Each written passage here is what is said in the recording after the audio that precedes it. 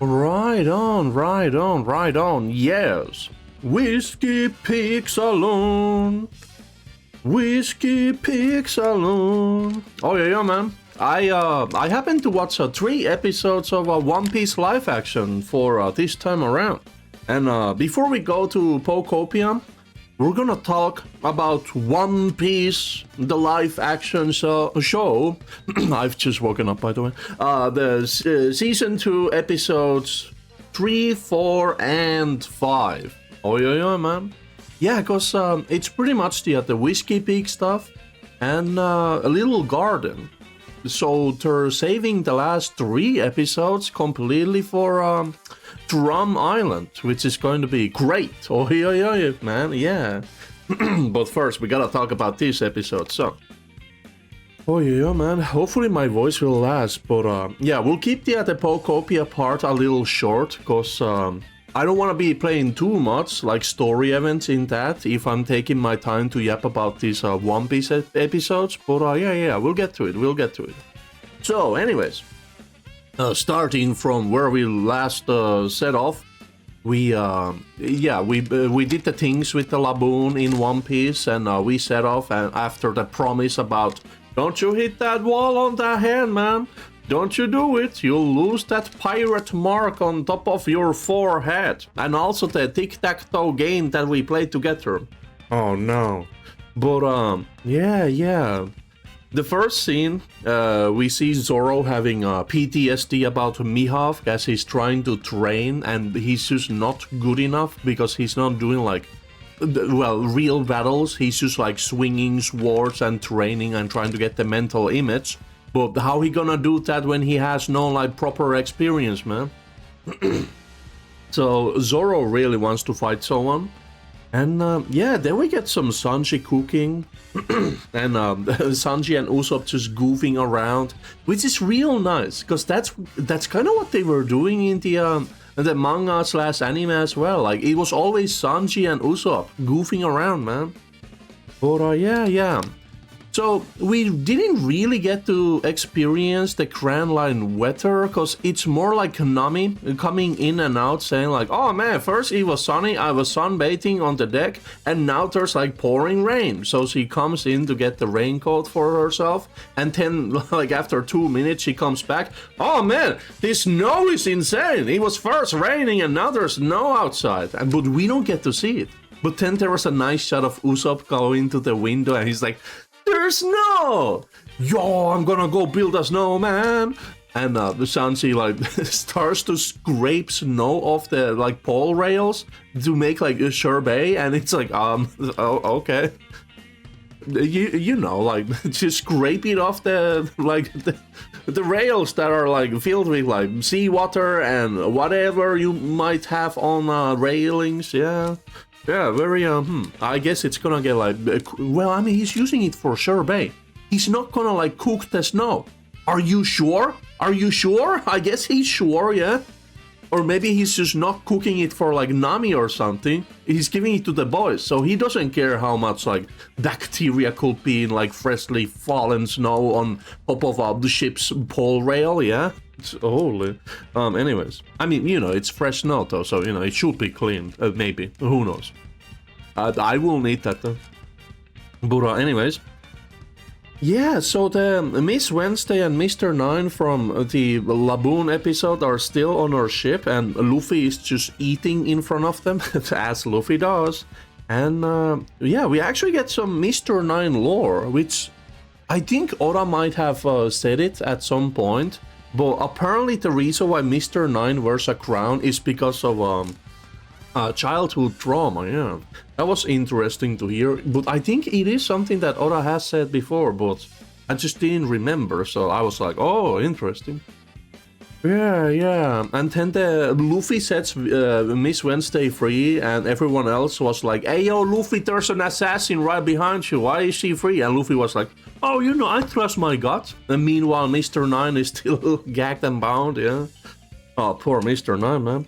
And then they're like, oh, look at that island over there. And everyone was like, what? oh, there is an island. Yeah, let's look at it. And then, you know, the two agents just escape. Which is kind of funny, because, you know, like the crew is excited about new islands, but it really was one of the moments like, oh, look over there! It's like, what? Oh, wait, yeah, there is an island. Holy. And yeah, it's the island of Cactus Islands. With the town Whiskey Peak. Yeah, the island is not Whiskey Peak, it's the Cacti Islands. Yes, yes. And yeah, we go into Whiskey Peak and everyone's just looking at us, and then they start smiling and waving and being like, oh, hello. And it's like, whoa, this town is so nice. And then Igaram comes in. Ma, ma, ma, ma. And oh man, Igaram, that actor was so good, man. I love that guy. Holy. Yeah, great voice.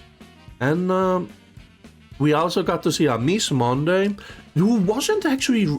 her actor was like released like 1 month before the show even came on, yeah. So that was a little weird, but I guess, you know, maybe they didn't want too much publicity with the role, but yes, he was still there, man. Like, I saw some comments on, you know, the interwebs talking about, oh my god, we're not gonna have Miss Monday. Zoro can't beat her now, oh my god. Which, that's a dumb joke, by the way, the whole, like, Zoro thing that the interwebs is trying to do. But, anyways. Yeah, then they referenced the Tulip Pirates from, yeah, it was from Full Body and Django's Dance Festival. Those Tulip Pirates, apparently they made it to Grand Line. And, well, they're also dead, because the mercenaries in Whiskey Peak got to them, or rather, assassins, yeah. And, oh man, Igaram jamming with the saxophone. Whiskey Peak Saloon. You can find that song on YouTube. Go look for it. One Piece live action Whiskey Peak Saloon theme, man. Yeah. That sax goes so hard. It went even harder than Zoro's raiding all these assassins later in this episode. Oh yeah, man. Yeah. And yeah, Luffy also finally talks about wanting to recruit a musician with Igaram. And that was so nice, man, because it's Igaram, you know, like, we didn't get that in the original story, but the fact that Luffy wanted to recruit Igaram, that was actually kind of nice, man. But yeah, then they get to partying, we have some delicious food, drinks, tales, girls, darts, and yo, Usopp throwing that dart, oh my god. Holy, yeah, it like bounced off from like 4 different surfaces, man. How did he do it? Oh man. And yeah, Nami taking from the church after a drinking game. And yep, she sure is evil. I mean, she has one shirt that says evil, so you know. And yeah, Luffy and Zoro talk about Mihawk and how Zoro is going to level up and how he needs to fight some really strong guys. And yeah. Oh, and it is actually known that Usopp can be kind of, well, not too loyal about Kaya. And it was actually very interesting to see in the live action, because, you know, in the first season there was more action between Usopp and Kaya, but he kind of just rolled with it, dude. He was like, oh yeah, man. I mean, you know, if a gorgeous lady like asks you out, you go for it, man. It's like, whoa, Usopp, whoa! But yeah. I mean, obviously, you know, they got tricked and almost killed later on. But yep. And it was very interesting to hear that Luffy doesn't feel like he helps people, because he just does things, but he's never considered that he's actually like helping people, which was an interesting line to hear. Because Luffy just does what he feels is right. Whether he helps people, he doesn't care. He just does what he thinks is right. Because, you know, he's a pirate. He wants all the food. He's not a hero. He doesn't want to share the food, but I guess he just ends up helping people and he doesn't see it as helping them. So that's really weird, man. Yeah. Interesting. But anyways. Yeah, in the live-action show, now that Miss Wednesday and Mr. 9, when they escaped the ship after the look at that island stuff, they finally come back on the island, and Miss Wednesday actually uses the hypnotic trance dance on Luffy instead of Zoro. Yeah, and they added Igaram sax play into it as well. So that was very cool. Wait, did we ever see the sax being used as a shotgun? I don't think so. And also, we never got the scene with Zoro just sitting like on top of a building and the moon being behind him. Yeah, that's a shame. Oh well. I mean, I gotta clear my nose, by the way. I'm yapping too much. Get used to it. We still got plenty more to go. Yeah, just a moment.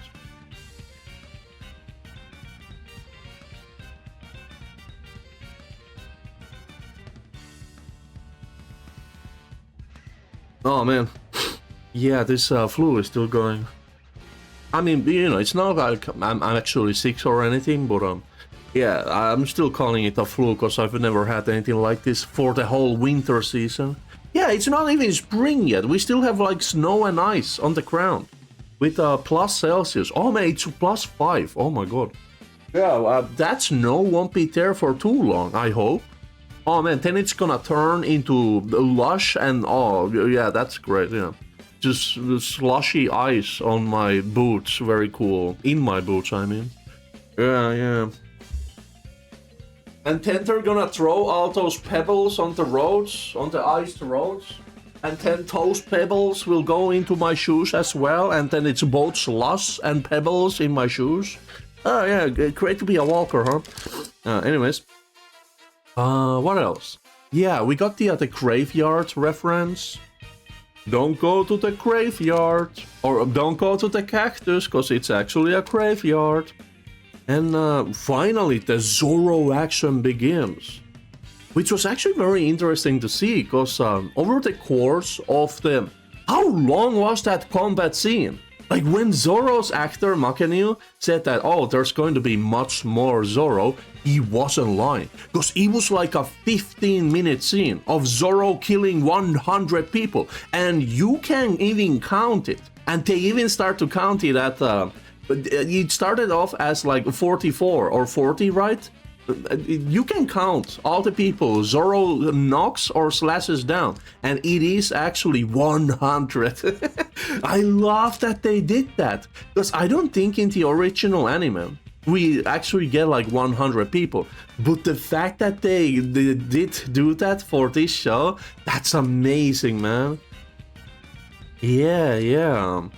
Let's see. So yeah, Zoro action agent. The agent promotion. So Mr. 9 gives us a little bit more lore about the Baroque Works promotion stuff, where he says that whoever's gonna take Zoro down, who took down Mr. 7, can take his position. So that made me think about, like, yeah, the Baroque Works a promotion. Like in the anime, Oda talks about how, like, oh yeah, the numbers go up whenever someone is taken out or dies. But if some other agent takes another agent, they take their position, and someone else will come to their place.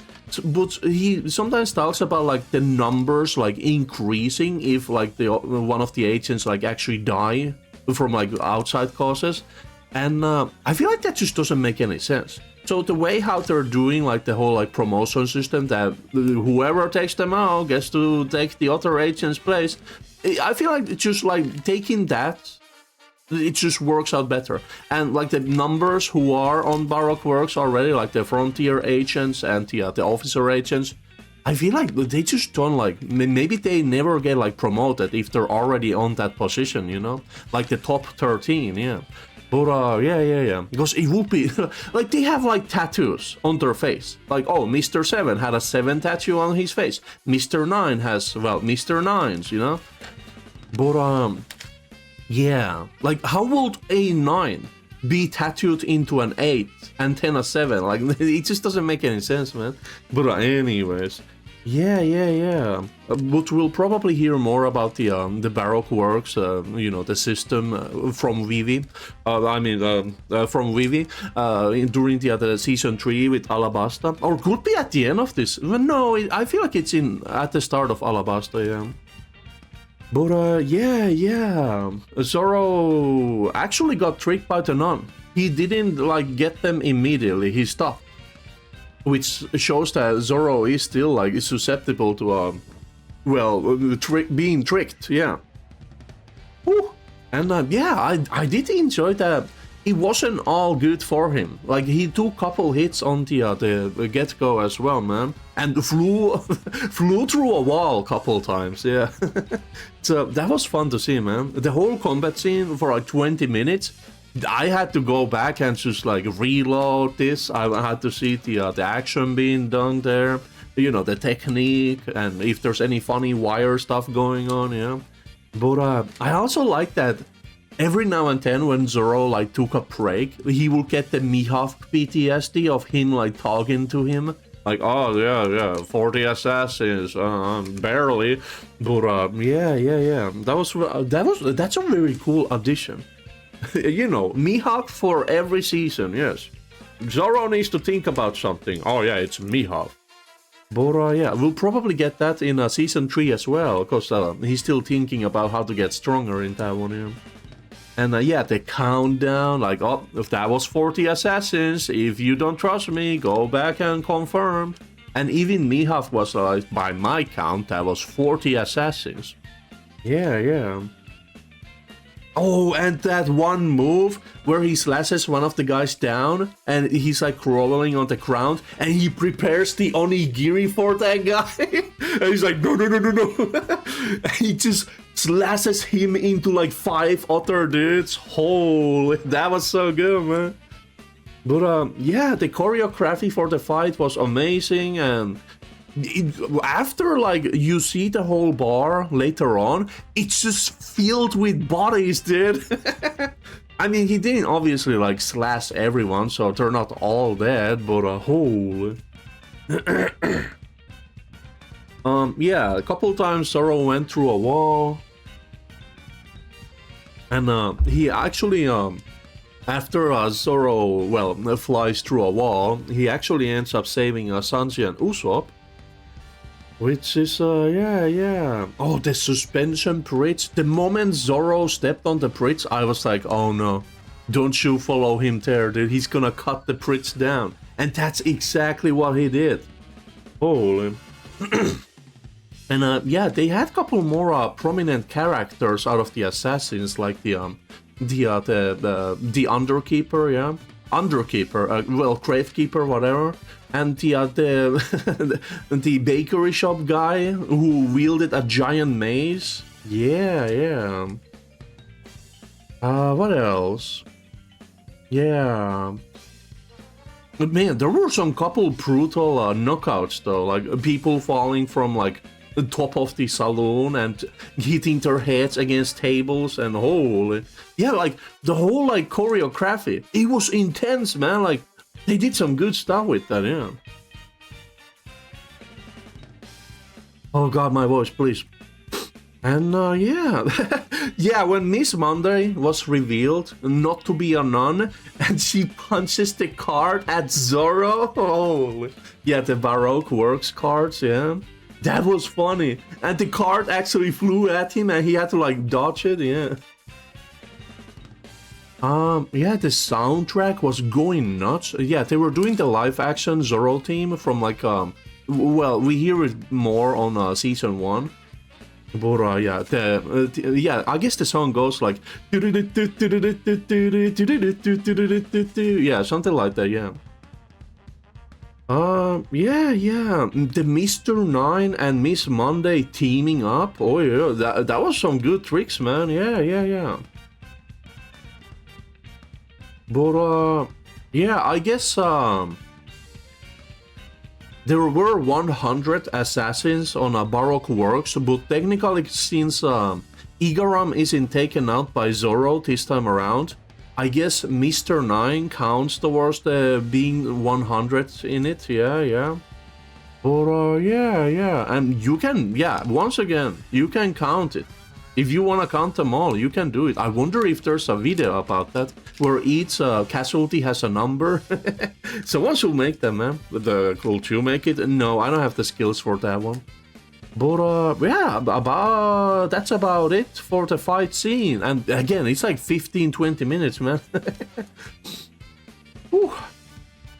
Yeah, but yeah, after getting entranced by Igaram and Miss Wednesday. I mean, Igaram and Vivi, I guess.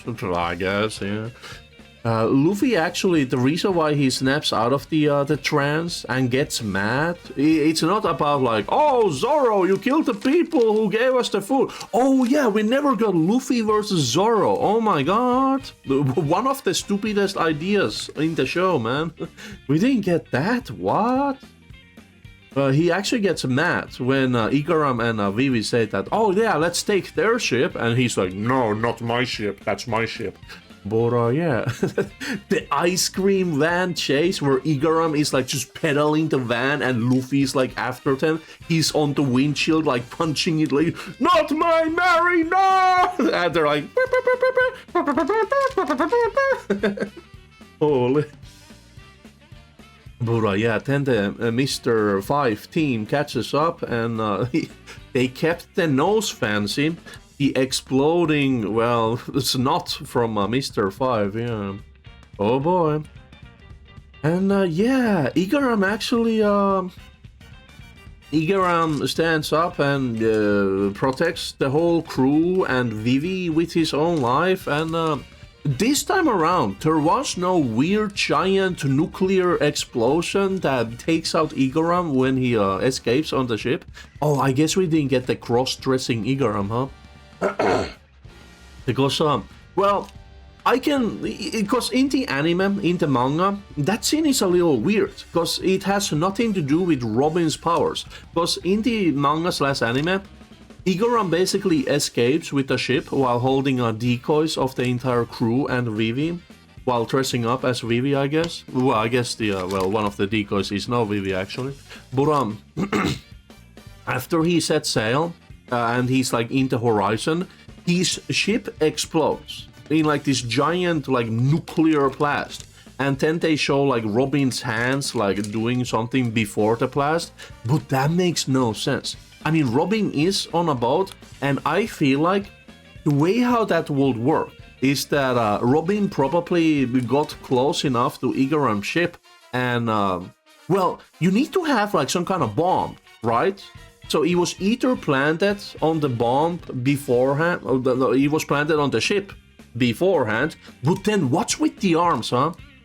And Robin also, like, well, I mean, Miss All Sunday, approaches the island as the explosion happens. So Miss All Sunday must have planted the bomb as both were in the open ocean. So I guess that's why the hands. Like the hands maybe sprouted from Miss All Sunday's boat and like, well, created like a bridge to carry the bomb.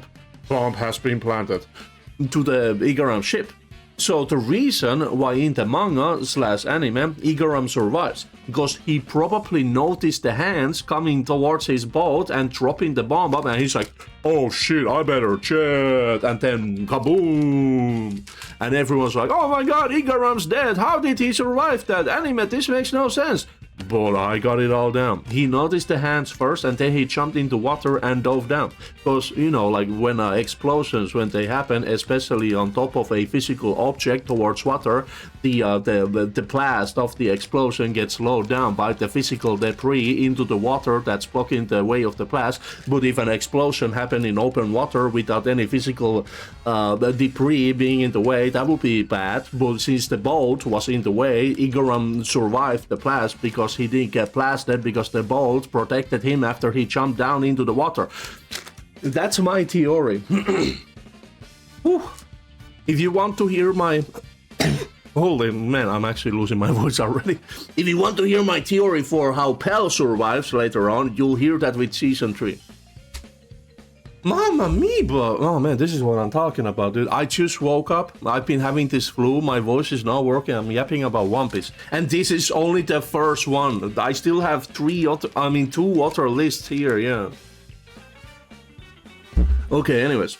And yeah. Igaram explodes. Robin, Miss All Sunday comes on her ship later on, and that about it. And yeah, we didn't see the unlockies draw the characters, but later on we do actually see the drawings for Luffy, Zoro, and Nami. while Usopp and Sanji's drawings are still missing, because they weren't actually too prominent on Whiskey Peak, yeah. Holy. So I guess at some point, the Unluckies were actually watching, yeah. And they got the faces of the Straw Hat crew. And they also had a photo of Vivi, yeah. Oh yeah, Vivi, by the way, Princess of Alabasta. Oh, you know, I'm just reviewing the new stuff or stuff that they changed, yeah. But yeah, it's off to Alabasta, and yeah, let's get to the next episode. Anything else? Yeah, I like the changes that they made on this episode. Very good, very fluid, yeah. You know, it's a pretty self-contained episode on its own, yeah.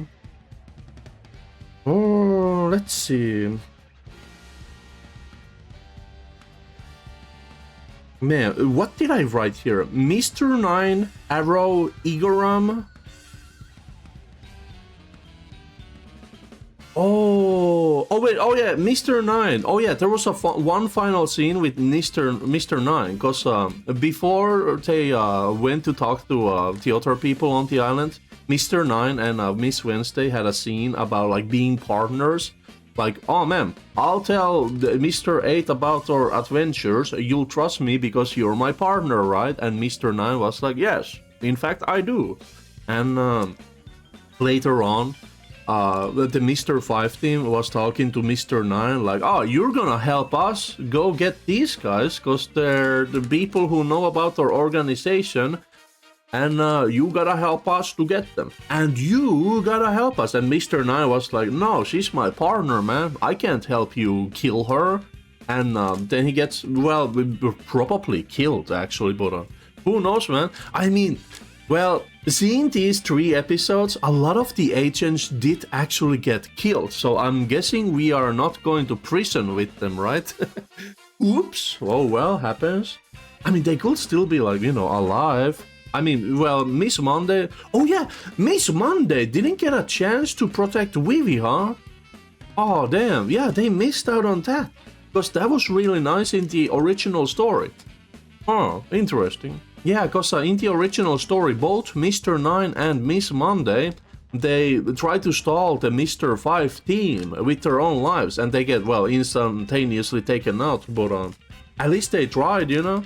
But we didn't get that for live action. Oh, interesting. But yeah, and then Vivi, she got the neckerchief from Igaram, and she used that to tie her hair. And in the next episode, they just burn it. And it's like, whoa, no, keep that, yeah. I played this again. Oh man, alright, 30 minutes, huh? Well, anyways, okay, next episode. Let's see, okay. So next episode is the Little Garden arc, episode 4.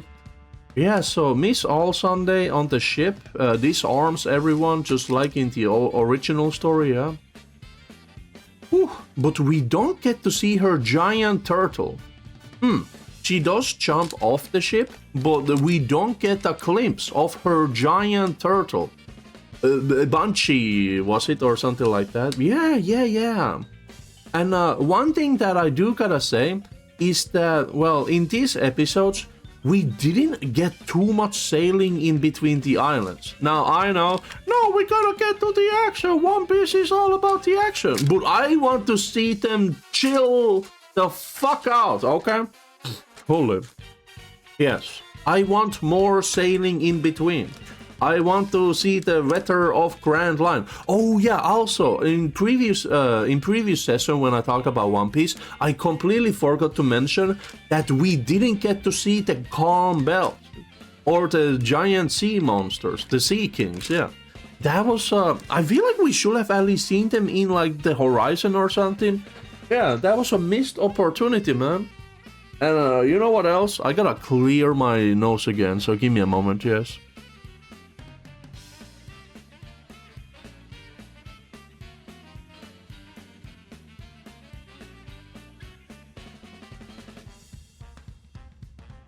Oh yeah, man. Yeah, this flu business, huh? Holy. Man. Don't worry, once we go to Pokopia, I won't be going to the main story like I mentioned, because Oh man, I won't have the voice to commentate on that, so we'll be more focused on Dream Islands and so on, yeah. Yeah, I wanna expand the Alpine area I have on my palette, but yeah, we'll get to Pokopia soon enough. Yeah, let's actually keep this a little faster paced. I do have a lot of things to talk about here. But they kind of kept a lot of the themes on the little garden. Well, I guess kind of original. Well, I guess no, they did add a whole bunch of new stuff, so we do gotta talk about it. Gonna just start losing my voice here. Okay, so where were we? Yeah, not much sailing in between. The Sanji versus Zoro. It's already been going across this whole season, but yeah, and last season as well. So, you know, that's always fun to see. Yeah, since they arrive on the island and they get to gathering resources and just looking around, and Luffy is just walking around in the jungle eating everything. Are you sure that's edible? I don't know. But that's because he actually has prior jungle experience. With, well, Garp throwing him inside a jungle a couple times when he was just a child, but yeah. Yeah, the CGI for the dinosaurs, pretty good. Like, we actually had a whole bunch of CGI this whole season, yeah. Because we had the Laboon, for example, we had the Reverse Mountain. We had all those Devil Fruits, yeah. So the CGI, the amount of it, is gonna only go higher, and yeah, they're doing a good job with it, yeah. Yeah, this time around, Usopp does not have like deadly diseases. He has allergies to entering forbidden jungles and so on. Holy, I gotta clear my voice.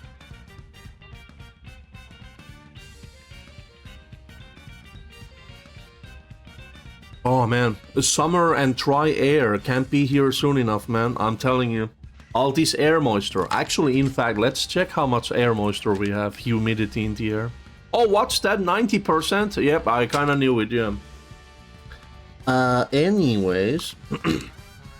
Yeah, Usopp's whole, like, bravery arc coming into play with this episode. Well, these episodes, 4 and 5, yeah, that was real nice to see, yeah.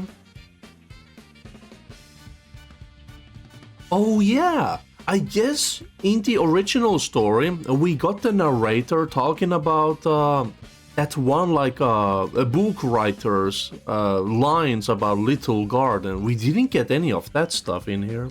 Oh well, we didn't get to see any giant tigers or saber tigers on the island. Oh well.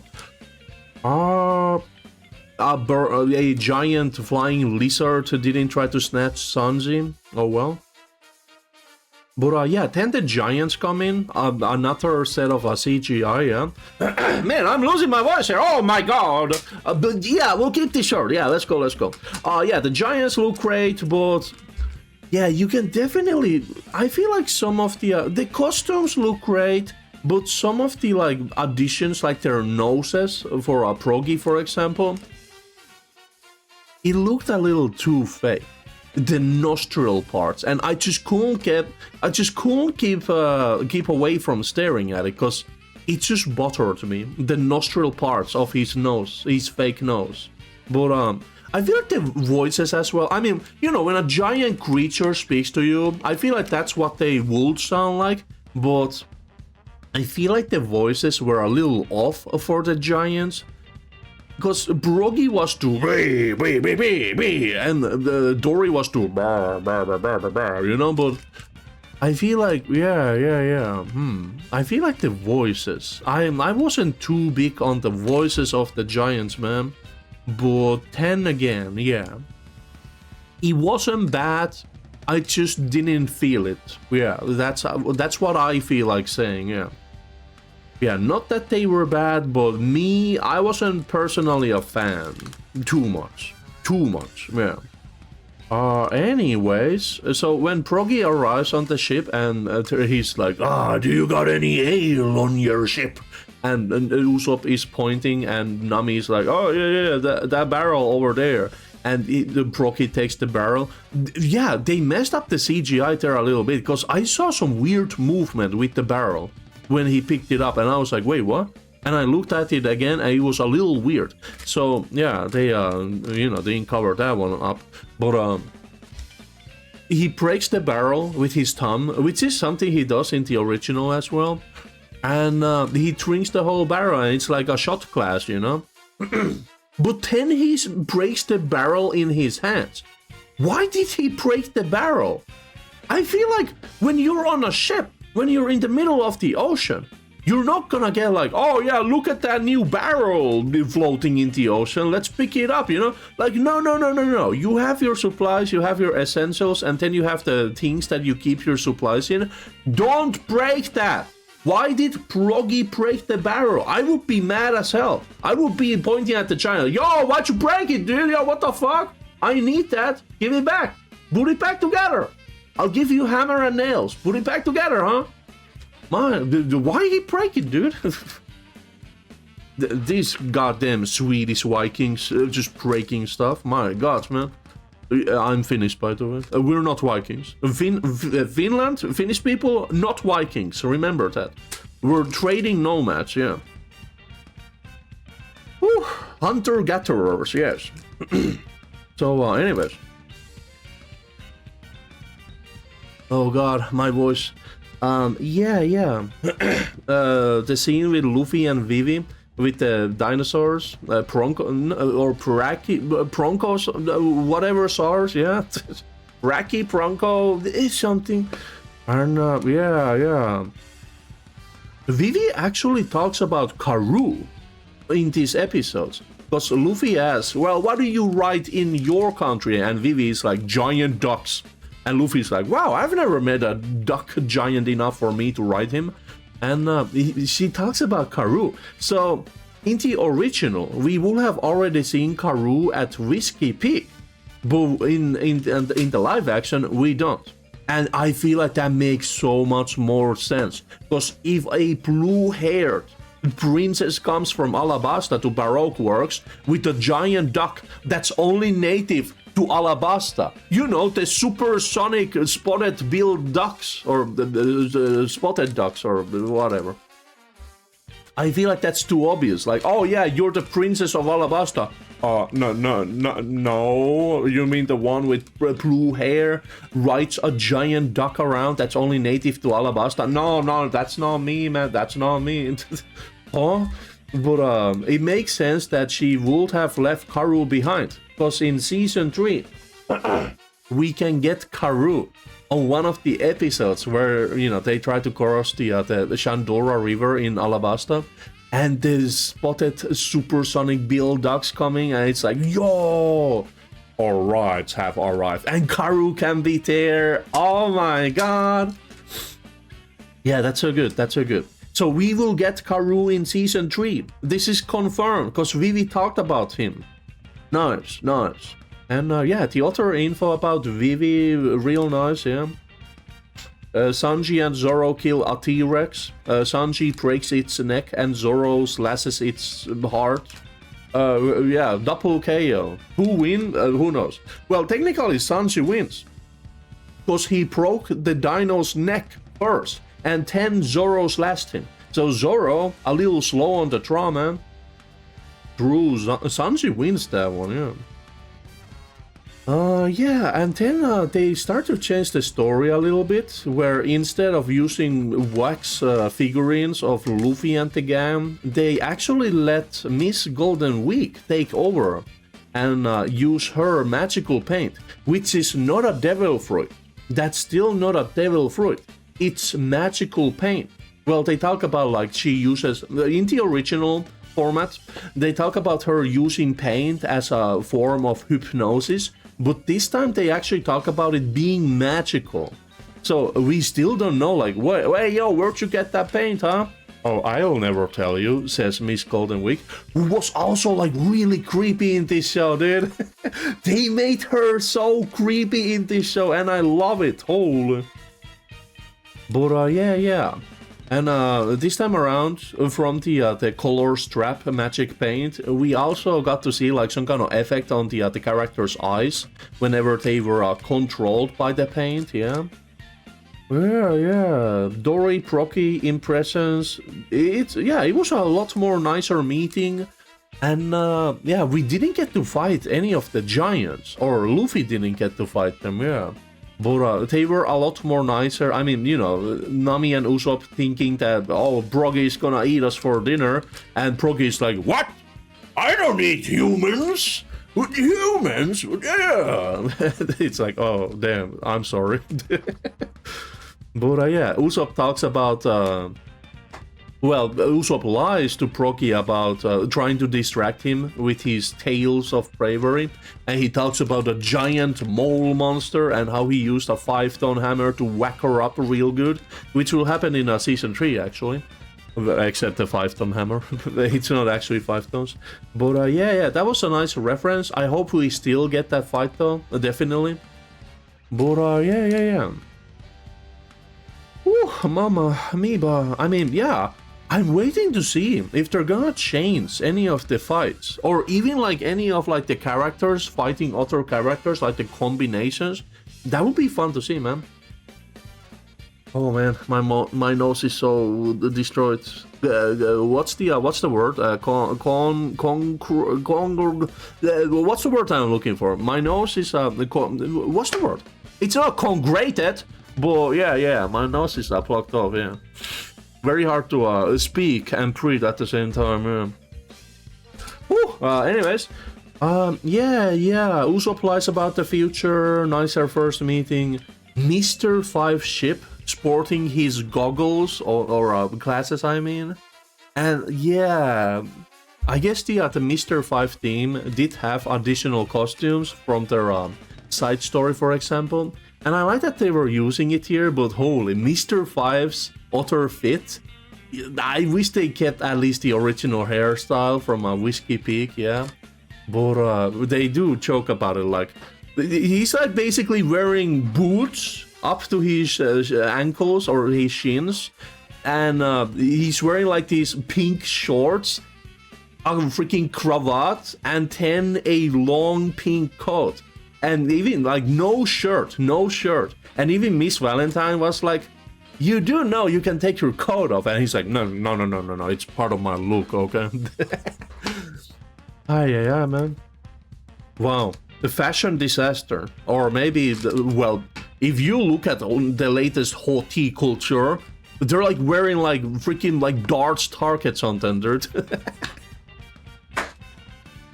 I don't get fashion. Fashion really weird, man. Just give me a shirt and I'll live through a winter, yeah. And they've spent so much money on it. Money that could be spent on getting people food, you know? Water, making people's lives better. No, we gotta wear really weird outfits for some reason and pay like millions for it. Yo, can humanity get together and put some things together? Because we're starting, like, honestly, this is not about One Piece, this is not about my gaming channel, but honestly, there's a lot of things that humanity is not doing right at the moment.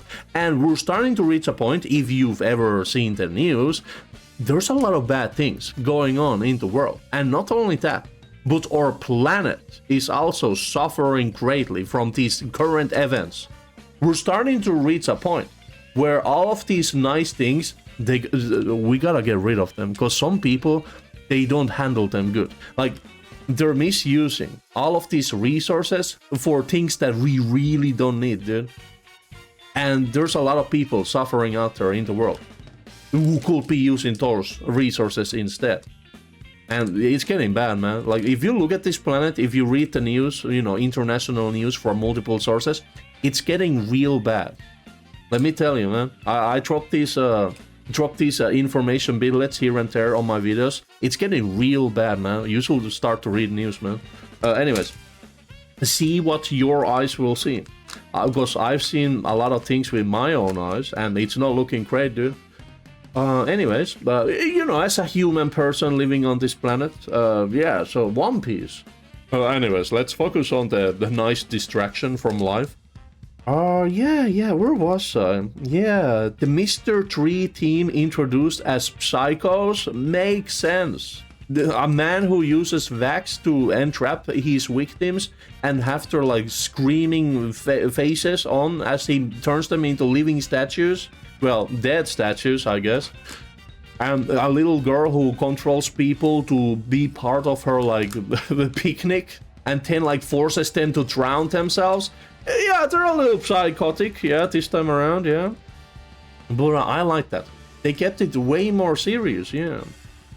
Yeah, let's try to get through this list. I still have one more after this. Oh god. Yeah, let's see. Yeah, Mr. 3's pale white skin, because he's a wax man, makes sense, man. He was a great addition, yeah. Dory mentions not knowing of Roger, which also makes sense, because they've been longer on the island than Roger ever lived, yeah. yeah, that does make sense, true, yeah. Yeah, they've never heard of a king of pirates, because they've never heard of a king of pirates, yeah. Igaram funeral with the bow. The bow was so cool though. Yeah. Because in the original, Vivi just ties her like hair together into a ponytail with like this pink hair, whatever you call it. But the bow was really nice though. A giant large bow. I to be honest, I'm like weak to bows. A giant bow on a girl. Oh my god, dude. Holy. Anyways. Yeah. I guess a lot of people don't wear those though, you know? So it's like, well, I'm safe, thank god, but, you know.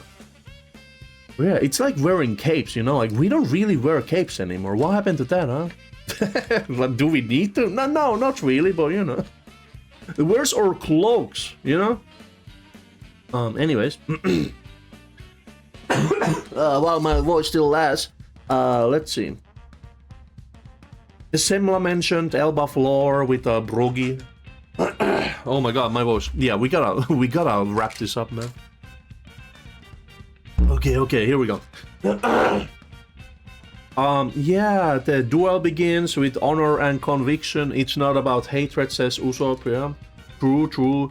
Zoro goes nuts because he got the laughing one and he's like cutting pomegranates in the jungle and Sanji's like, what the fuck are you doing? And Zoro's like, I don't know, dude, but pomegranates, I love cutting them. And he's just laughing like, but then Zoro's trying to get away from it like, stop laughing me. And then Sanji's like, well, whatever, I'm gonna leave. And Zoro's like, no, don't go. But yeah. Oh god, my voice is super dead. And yeah, pre-duel, the Hawk introduction was nice, a little speech, drinks where they took their own ale and they gave it to the other one, so that was really nice. And this time around, Mr. 5 did not piss in the beer. He used his earwax instead, because when the ale explodes in the original, we don't know what Mr. 5 did with it. And I think, well, I don't remember if Oda confirmed it or if he said, I'll leave it up to your imagination, but the basic idea is that fans think that Mr. 5, because he's an explosion man, whose body and everything that his body like secretes, like sweat and, you know, snot from his nose, it like explodes, and his entire body also explodes. But the fans always thought he pissed in the beer, and that's why it exploded. But it's actually just earwax. No, it's just earwax. That was my second guess. Anyways, yeah. Oh yeah, the Giants also mention Nika, the sun god. So that's the first time in live action we've heard about Nika. Yeah. And yeah, Usopp wants to be a giant, blah blah blah. The double poster with the combined amount of money. Oh, that was so well done. Yeah, we haven't seen too many posters. In fact, we've only seen Luffy's poster. And, well, the Giants, yeah. I wonder if Wapol is going to get a poster. Well, that's what you'll hear about in the next session. Oh my god, holy. Oh, Mama Biba. Yeah. Oh man, all this yapping, but we're still going. 52 minutes of yapping right now. Oh my god. Ooh. Oh man, you can tell I'm a big fan of One Piece. I'm willing to destroy my voice for the sake of talking about One Piece. Anyways. Live action promise to go to Elbaf. You heard the man, we're going to Elbaf. Well, honestly, let's talk about that a little bit. How do I think they will keep the live action going? Because eventually, it is true, the actors will get older, but that's why, you know, the makeup crew exists, you know, the prop-up crew as well, yeah. The prop crew, yeah. So, the actors themselves have said that they'll keep filming as long as they're enjoying it and as long as they're having fun, and you know, they want to be in the show for as long as they can. So for me, putting these two informations together, the fact that they will get older, they will start to look different, and other stuff in life that could happen, because we're only mortal beings as humans, yeah. Of course, we could replace the actors at some point, and we might even have to. Obviously.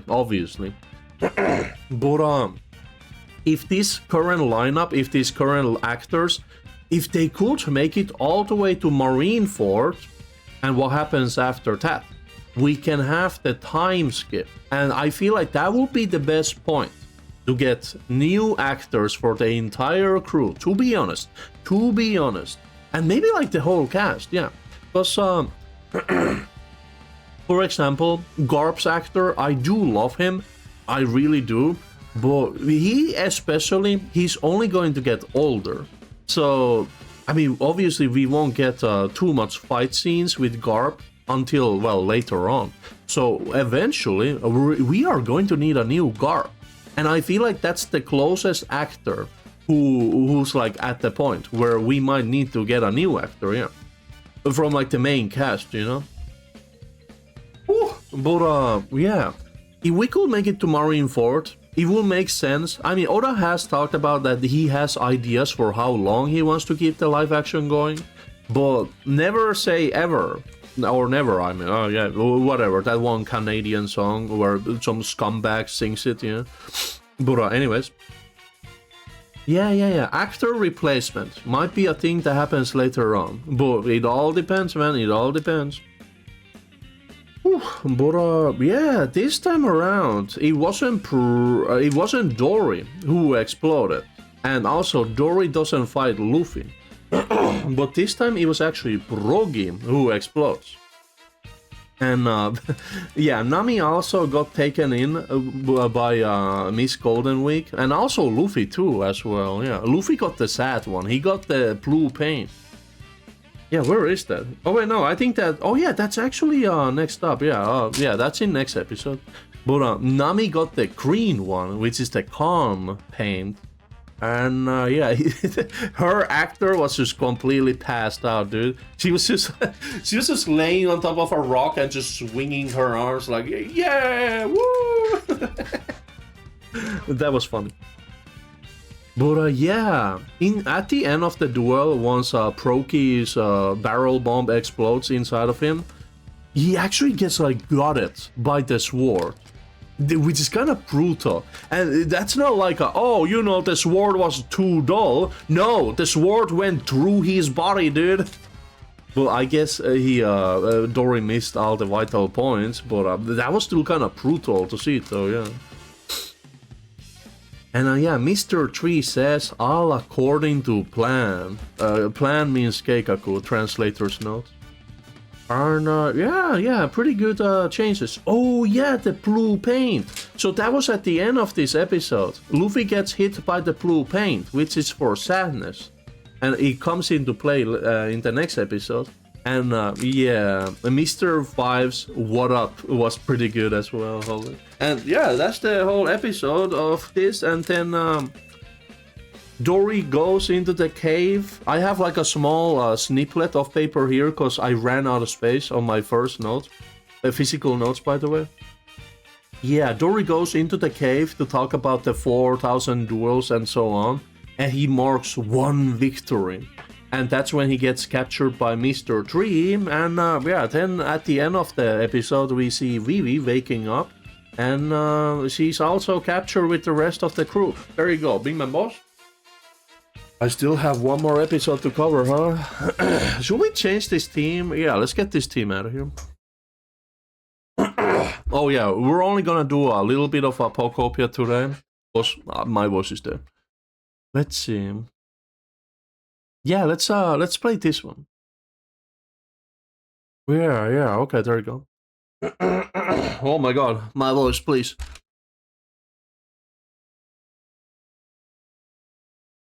Holy, yeah, we are doing a no commentary Pokopia session, dude.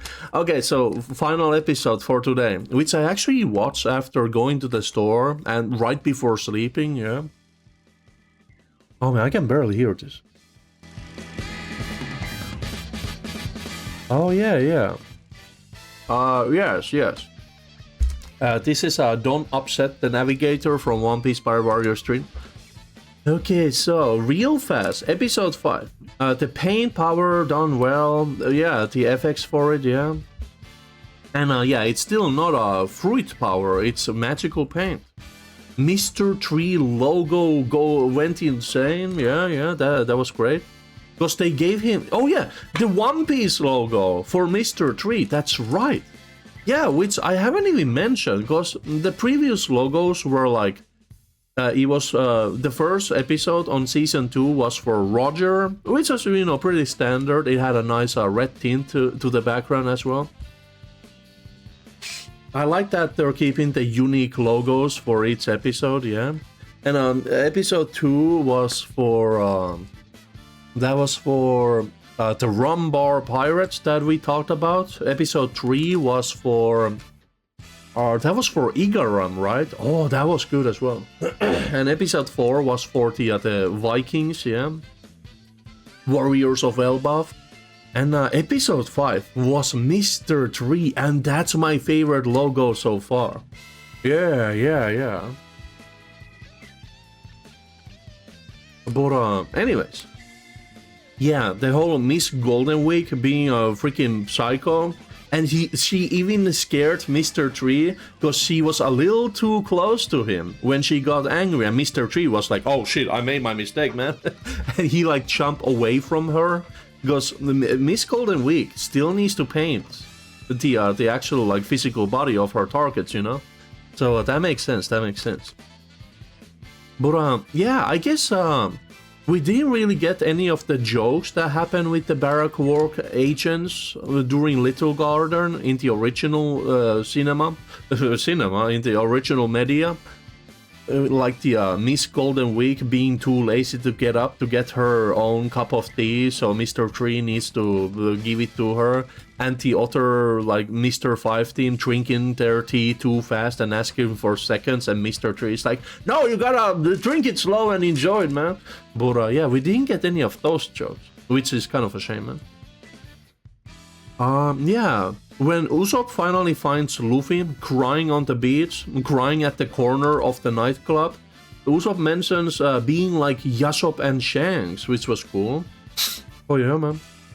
And Sanji is finally back on the ship after cutting up the T-Rex into pieces. And he's like, oh well, where is everyone? Like, oh man, Nami, Vivi, Luffy, Usopp, you know, the green guy, where are you? Like, that's his priorities, man. Yeah. The candle set, the Doru candle set. The spinning, revolving candle thing look pretty cool, man. I mean, it's a little smaller on the size, but that makes sense, you know. In the original media, it's like a whole freaking building, but yeah. Yeah, Vivi, Nami, and Zoro were caught up on it, kind of like in the original, yeah. But Zoro still has the pain, so he's still laughing like a maniac, and he's like trying to snap out of it, but can't. But then they then Mr. Tree starts to talk about like, oh, this candle set is going to turn your bodies into living art, and then you're going to die with your anguished faces on display for everyone to see. And they played the whole painting with Zoro laughing into his desires, like, well, this guy is just giggling and just having a blast. Does this look like anguish and pain to you? And Mr. Tree is like, and he takes the pain off, and Zoro immediately tries to cut him because he still has his wards. And yeah, Zoro still also tries to cut his legs off in this one, but it's not, he kind of does like small cuts to them, but it's like, well, like he could have just cut them like straight off, but he only does like small cuts on them, which is not really the equal of cutting your legs off, you know. But I guess he still tried to do it because in like original media, Zoro does have like giant scars on his feet because he did really try to cut his legs off. So he and Brogy, or he and Brogy, who was captured by a Mr. Tree in the original. Oh yeah, so Dory was actually captured inside the cave of Brogy, and he was kind of left there. But in the original media, Brogy is right next to the candle set. And Zoro asks him like, yo, I'm gonna cut my legs off. Do you want yours cut off as well? Because he's like trapped on the ground, laying on the ground with the wax on his like limbs, yeah. And he's like, yes, please do, so we can get these guys together. But yeah, that was a little underwhelming, like him not really trying to cut his legs off, but I guess he was there, you know, like I'm willing to let go of it, I guess. I guess Makenu doesn't have to cut his legs off. Oh, you know, realistic acting, you gotta be real, right? But Zoro still cannot cut steel though, and the wax is as strong as steel, which actually goes to show when Luffy starts to punch the wax figurines of Mr. Tree. Because in the original media, he just wait. Did he ever try to punch the wax figurines? No, because he gets Mr. Tree immediately. We'll talk about that later. But yeah. The Luffy and Golden Week are having a real nice picnic. The delicious tea, oh my god, this tea is so good. My friends are going to die for it. But then we got Sanji chilling in Mr. Tree's house and getting the phone call. And also meeting the Unluckies, yeah. And he also finds the files for each one of the, well, the 3 Straw Hats and Vivi. And they did actually have the drawings there, yeah. We do get to see everyone's drawings. But we just never got the scene where the Unluckies like actually draw the Straw Hats and then fly away. In Whiskey Peak, yeah. But it's funny when Sanji opens Zoro's file and he's like, oh, it's Mosshead. And he just throws the file away. But if you pause the video, you can still see the drawing of Makenu in there. But he just like, open, close, throws away. Oh, it's Zoro. Well, anyways. I was surprised that he didn't keep the drawing of Nami to himself. Yeah, Sanji, what? I feel like he should have pocketed the drawing, man. Oh, Nami, they didn't draw you. But I do have it inside my jacket's pocket, yeah.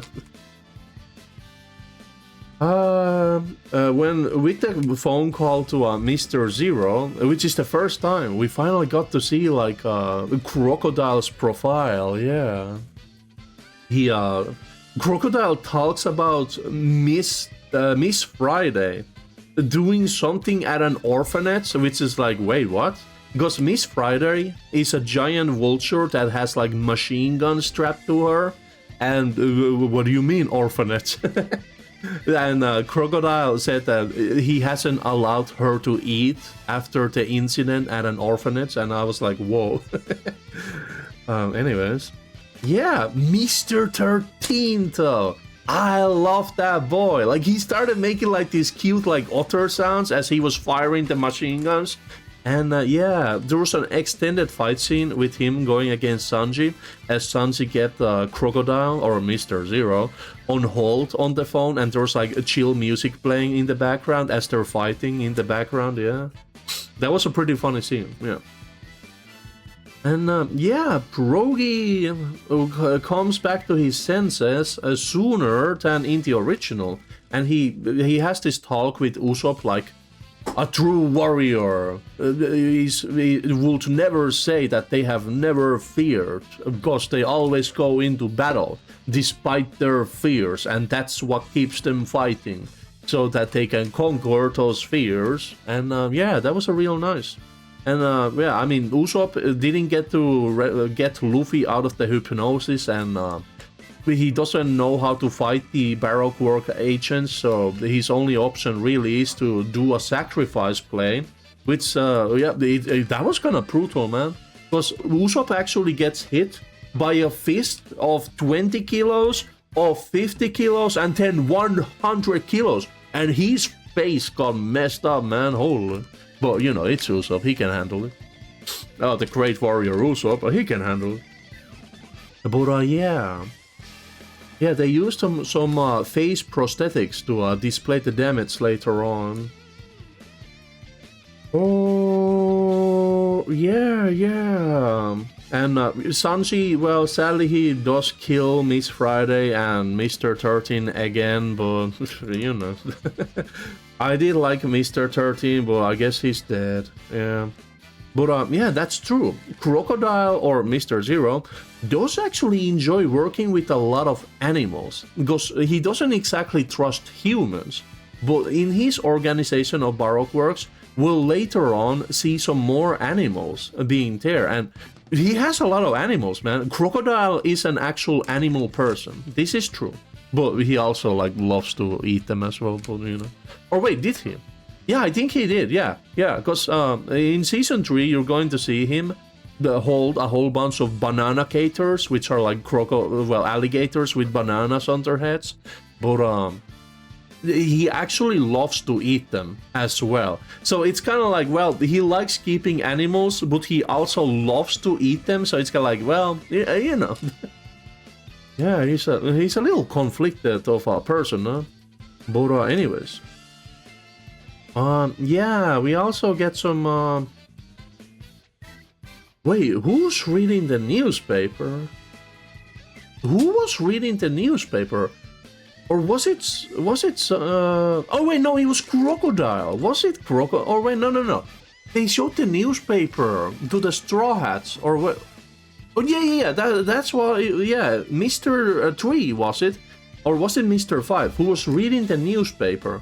And they actually show in the newspaper an article about the Bliskin pirates, whatever it was, the Waffle pirates, being near waters near Alabasta, yeah. And then they talked about the pet shop opening in one of the towns in Season 1, yeah. What was the town called? It was an Orange Town or something like that. Yeah, which we didn't actually get to get the lore for in Season 1, but in the original there's like this dog who's at the front of a closed pet shop, and that's because the owner died and the dog is still waiting for him. You know, a classic Hachiko story from Japan, yeah. But anyways, I sometimes say Japan, I sometimes say Japan, however I feel like, okay. But yeah, anyways. Yeah, apparently there's some hero in Water 7 as well, according to the newspaper, and then the Alabasta numbers were kept only at thousands rather than up 100,000, which makes sense, because in the original media, Oda uses numbers like millions for the Alabasta Civil War, which makes no sense. Because the islands are like kind of small, they're not really that spacious, you know. So there will never be 1 million people in Alabasta, especially considering it's an arid biome as well, you know, whatever. Like, yeah, the whole millions in Alabasta and Civil War makes no sense. So they kept it only at thousands, and that makes way more sense. Oh yeah, I'm glad for that change. Oh god, my voice. We're almost done with this. Oh god.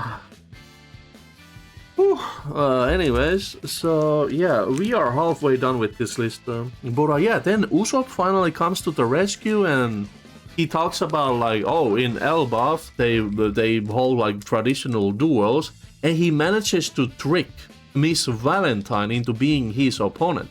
And he actually ends up, after running around for a while, he actually ends up using her power to break the wax, because she can turn into like different weights. Yeah, because of her kilo powers. Yeah, so that was a good thinking from Usopp, because in the original, Vivi's duck Karu would be here as well, but this time it was only Usopp.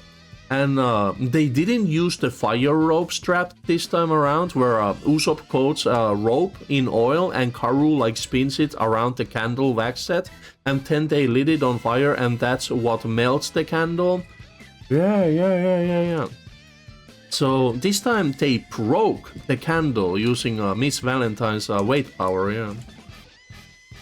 So that was a nice change, and when the battle started with Mr. 3 and Luffy, Mr. 3 really utilized that Joestar tech well, where he goes into a battle stance, and then he runs off. And Luffy's like, hey, get back here, Usopp, you handle this one. And Usopp's like, oh god. But yeah, holy. That was funny.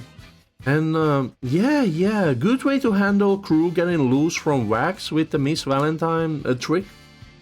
Yeah, and then we get the Wax Mansion. Yeah, the wax figurines all over the forest. But in a sense, it also did not make sense, because for some reason the wax figurines are actually, they're pre-colored. Which means that Mr. 3 set it up before, while Miss Golden Week was still here, yeah. Oh yeah, wait, I didn't even talk about that. Oh yeah, so the way how Usopp rescues Luffy from being drowned by the black paint on his face is by he shouts to Miss Golden Week, hey yo, get away from my friend. And Miss Golden Week is like, well, I'm gonna capture you too. And she tries to paint him, but she needs to get close to Usopp, and Usopp does this like insane what do you call it? He like does like, what's the word, man? He jukes her out with his like feet movement, and he goes like one way, and then he like spins around, and he's like, you'll never touch me. And then he accidentally stomps on the stool where the magic paint palette was, and that flies into Miss Golden Week's face, and she goes insane with all the different paints controlling her mind. And she has like rainbow eyes going like brrr, and she's like laughing and screaming and then really screaming, and it's like, whoa, dude. But yeah, I mean, well, the ocean is right there, so I guess eventually the Miss Golden Week side story could still happen, because if she only manages to get the paint off her face, she'll be fine, man. Yeah. And maybe she can rescue the other Baroque work agents as well. But yeah, we'll talk about that later as well. So that's how Luffy is rescued by Usopp, and then they go battle the other agents. Yeah, I forgot to add that in. Oh well, anyways. Where were we? Yeah, so I guess the Wax Mansion was set up before with Miss Golden Week painting the figurines to look exactly like Mr. 3.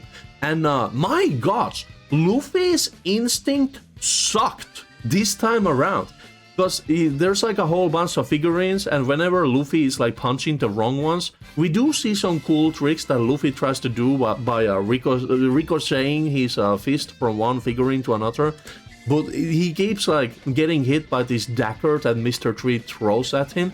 And then at the end of it all, there's only 2 figurines left, and it's like 50% chance, and Luffy is looking the left one, the right one, and he punches the left one, and Mr. 3 is literally standing there on the right figurine spot, and he like makes some kind of sword and slashes Luffy, and it's like, my god, Luffy, where are your instincts? Because in the original media, Luffy enters the Wax mansion, and he stands there for a moment with Karoo on tow, by the way,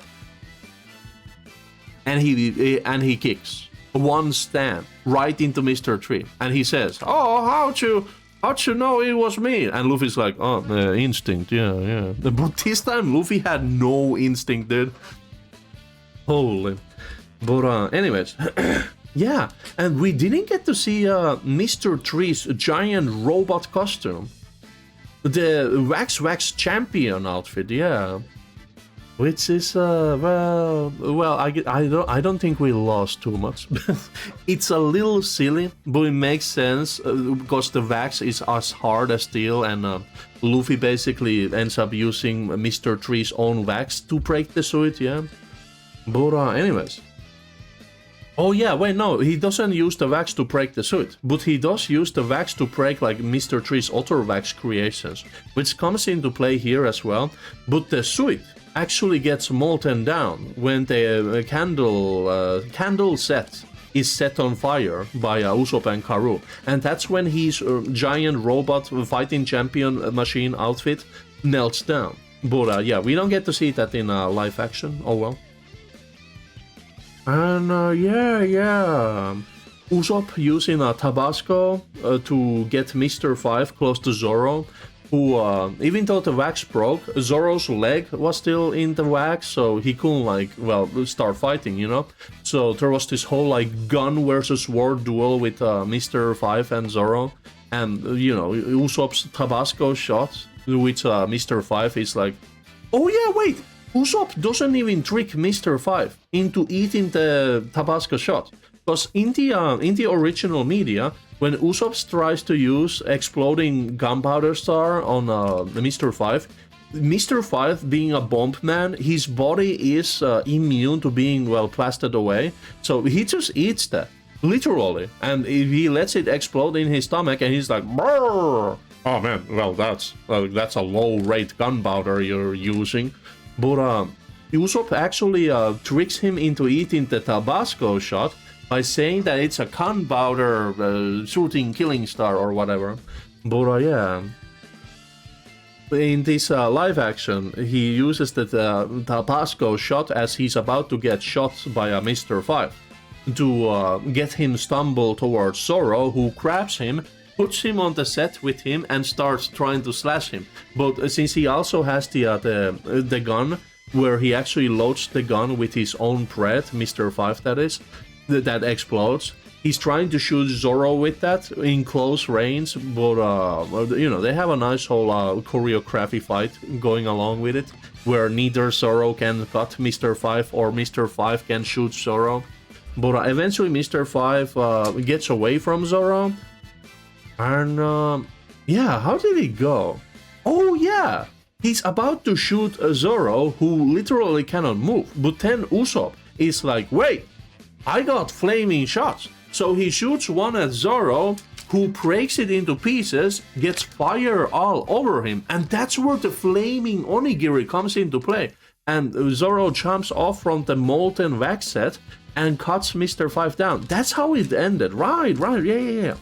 Yeah, so it was a really nice, like, Zoro, Usopp, Sword Kill, Flaming Onigiri star, or whatever. Like, yo, dude, the first combo move. Oh my god. Yeah, wait, that is the first combo move. Well, other than Sanji and Zoro killing the dinosaur, I guess. Yeah, wait, true. Well, other than, yeah, Zoro and Sanji, yeah.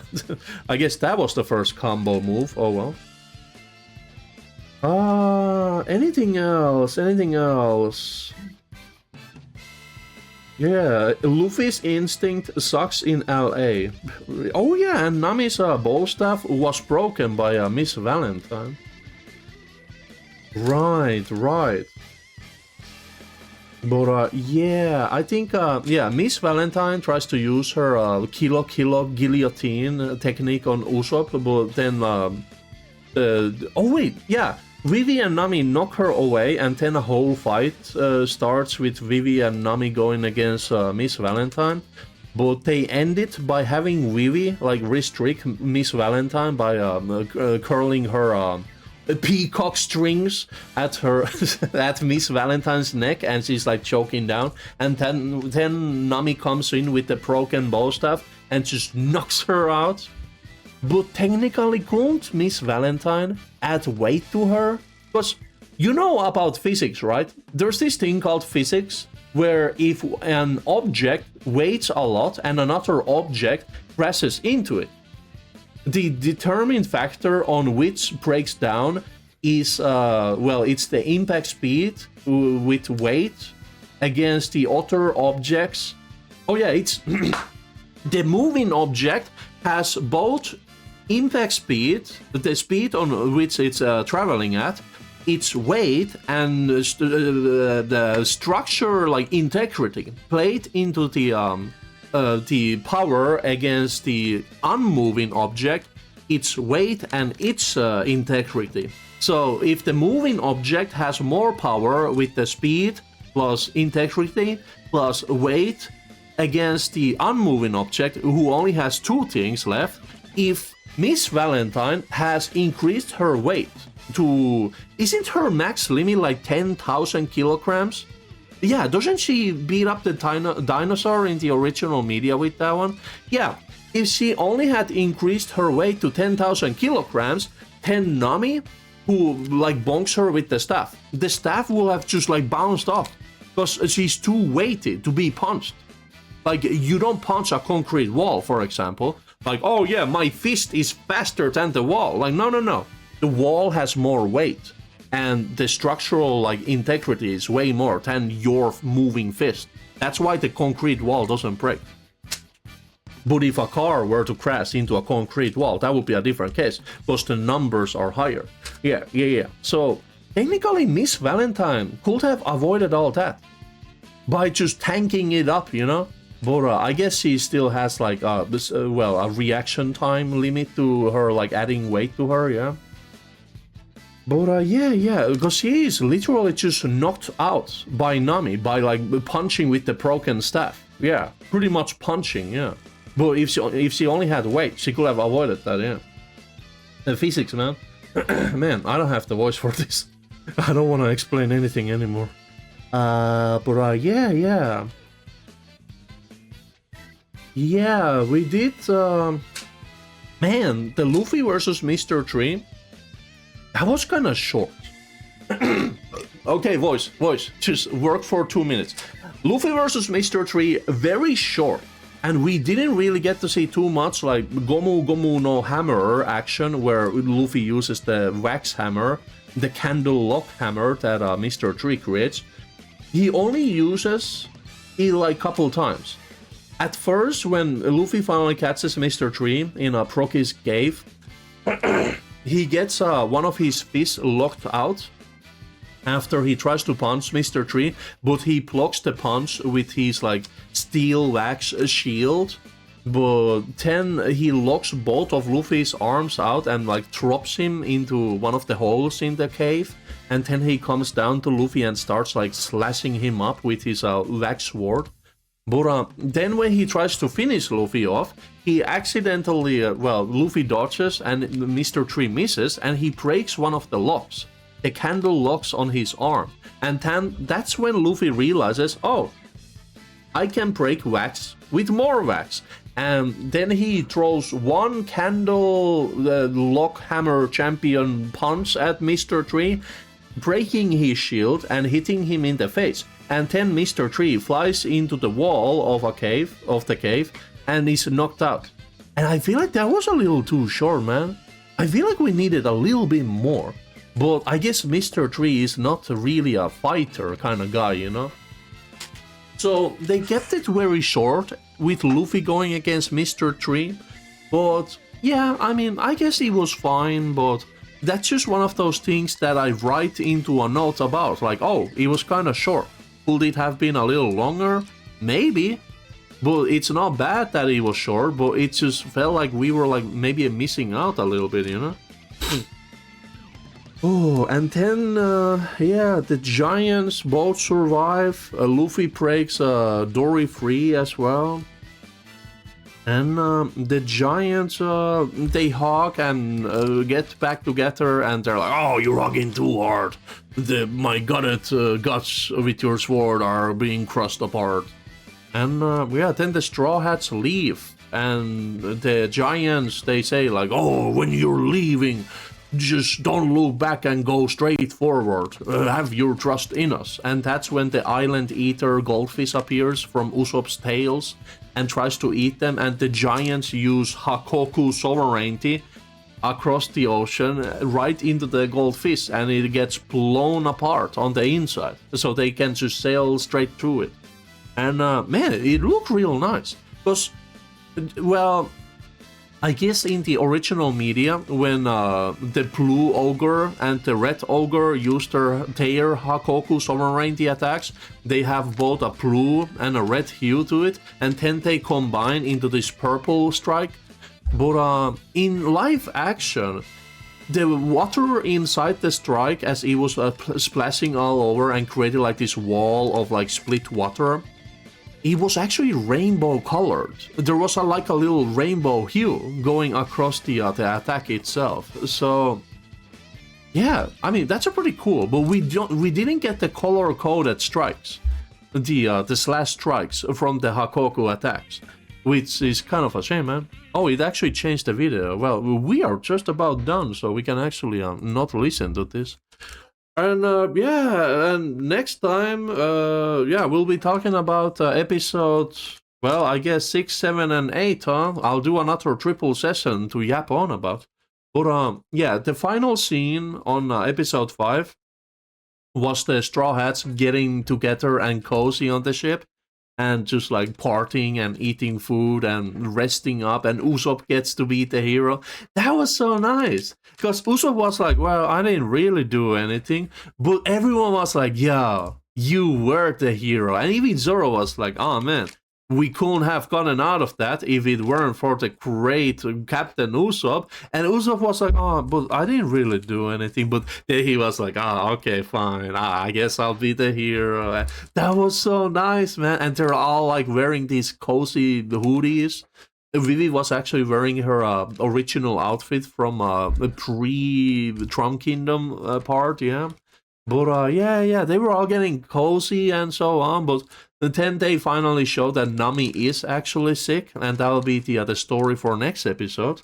And yeah, we didn't really get the story on why Little Garden had those giant skulls. I mean, the giants, after their weapons broke from the Hakoku attack, and they throw the weapons into the ocean, they did talk about finally remembering this time around. In the original, they don't remember, but they finally remembered why they were fighting for like 100 years. And it was because they said a duel, because they couldn't agree whose cats was bigger. Was it Dory's seeking cats, or was it Proge's seeking cats? And that's what the skulls were. They were the giant seekings that they have both caught. But we never got the story, or we never actually got to see the giant skulls. Only from distance at the start of Little Garden, but we never got to see those giant skulls of Little Garden or the story behind it. So yeah, that's another thing that I kind of wish that they would have at least shown, like, oh man, where are those giant skulls? Oh, it was the Seekings that they had caught. They never like directly mentioned that, yeah.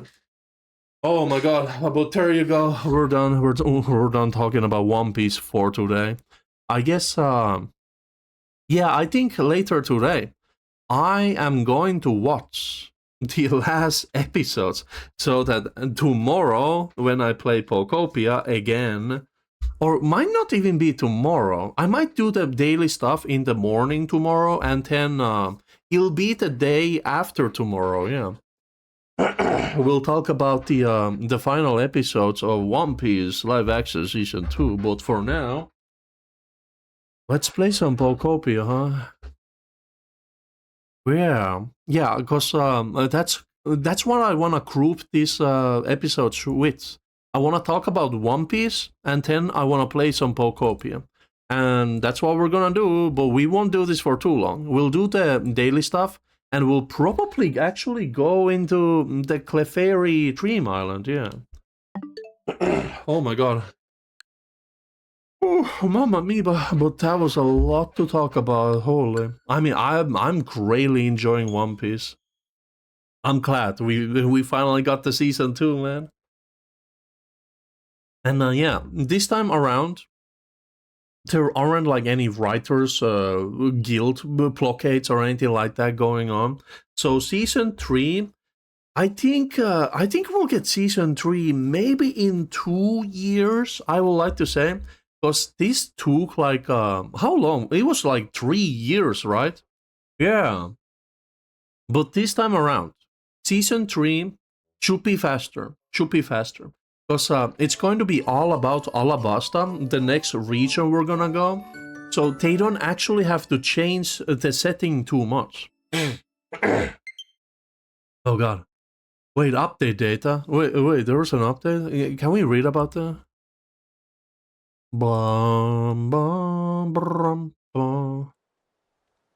Welcome to Pallet Town. Holy, I don't want to talk too much, but I guess we have to. Let me see. There was a new update to Kerbal, but I'm not seeing anything. Oh, also, Pokopia sold 2.2 million copies on its first week, by the way, so that's great. Yeah, I don't know what the update to Kerbal was, but I guess there's something. Yeah, we're gonna keep this super short.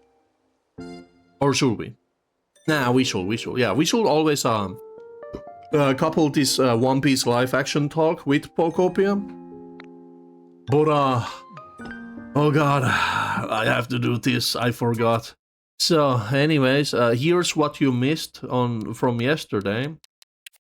First of all, who's that Pokemon? It's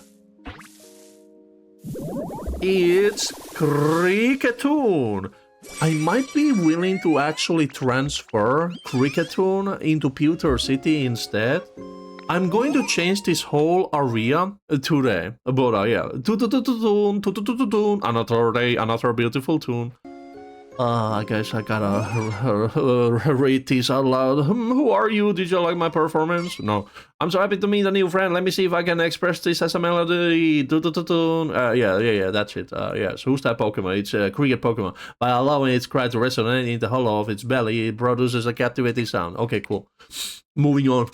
Voice dead. Here's Murkrow. Hey there, yo.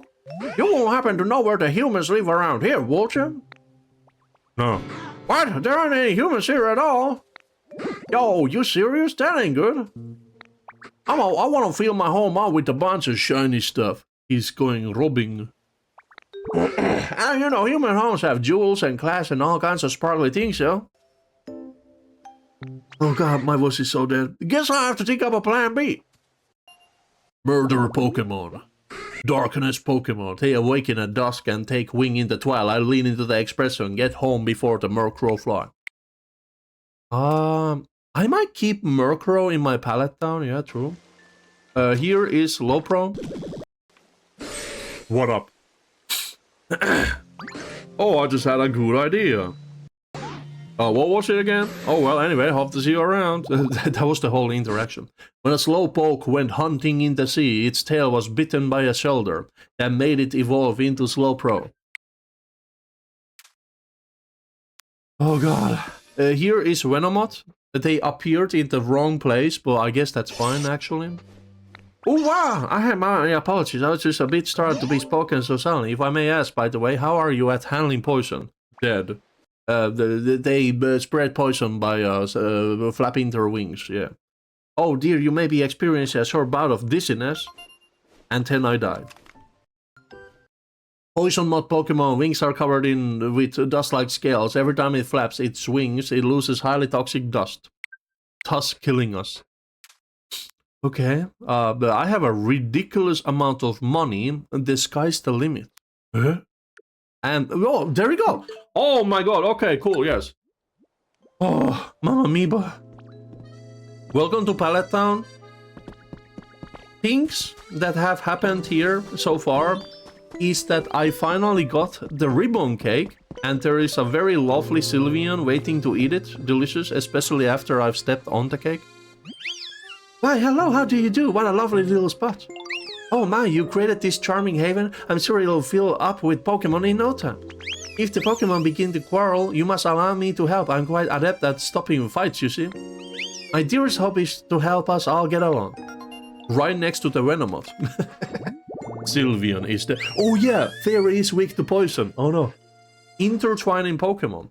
By releasing enmity erasing waste from its ribbon-like feelers, Sylveon stops any conflict. Yo, can we get a Sylveon to real life? Oh, sorry, I was trying to zoom in. There we go. Can we get this Pokemon to real life? Could use one of these, yeah. Lovely ribbon cake. Hi. Yeah. Wait, the noisy stuff? Really? Okay. Wow. Those, oh, lots of nature. Yeah, likes nature. That's nice. Cool. Oh god. You've earned a recipe. I will stop yapping soon enough. Oh, I finally got the card. Wow, that's so good, man. Nice. Oh god. I'm trying to summon... Oh wait, this is a habitat. It's not. Wait, it's not a habitat? Oh my god. So the table is actually blocking this.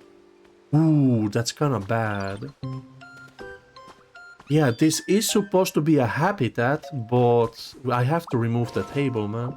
Yeah, I'm trying to get the event exclusive Pokemon. Oh, look at that Sylveon sleep, man. Hold on. So, yeah, it's something like this. And then... Yes. Oh, but it doesn't work with the tables. That's kind of bad, actually. Dandelion lunchtime. And this should actually give me the jump love? Yeah, jump love, yeah. Lunchbox, check. Tableware, check. Time for a picnic lunch break. I wish there was more leniency towards like what other objects you have with it, you know? Like tables. But I guess not. There you go. I'll put something else there later, I guess. Holy. But yeah. Oh yeah, there you go, yes. This is a dandelion yellow carpet habitat, yeah, sure. This should spawn a hobbit, hobbit. Take it the hobbits to Isengard. Hey, Ditto, yo, I know this guy around, bro. Wanna play look? Okay, fine, let's do it. I'm looking that way. Damn. I'm looking this way. Okay, he won well anyways. Okay, fine. Wow.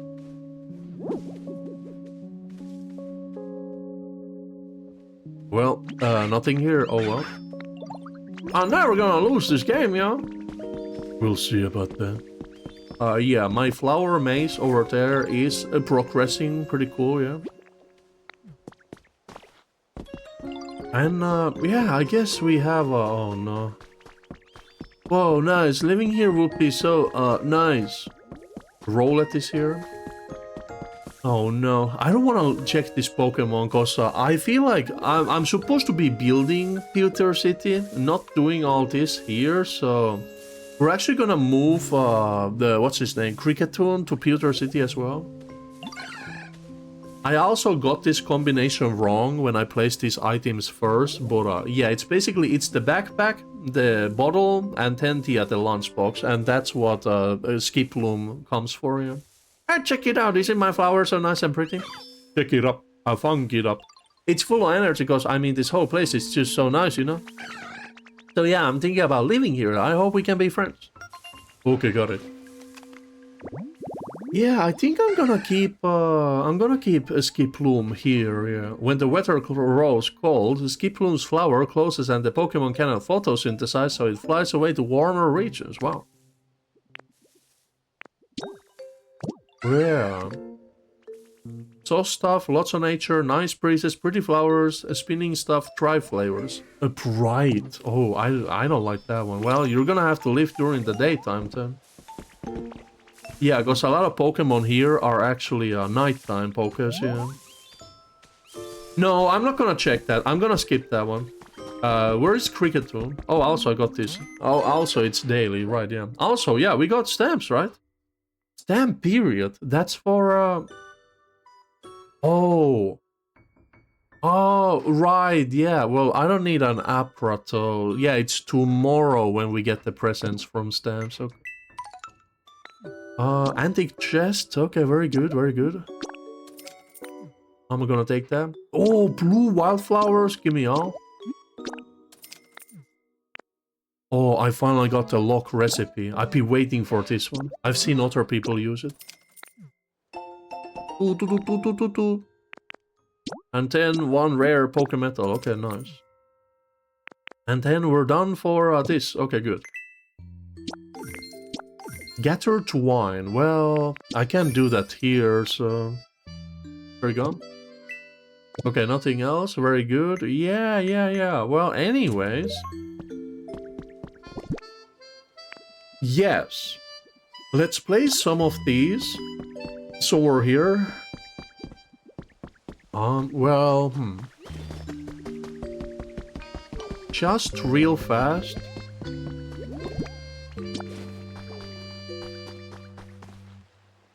Oh yeah, I guess here, I guess we'll put couple, yeah, there we go. Right to avoid from making habitats. There we go.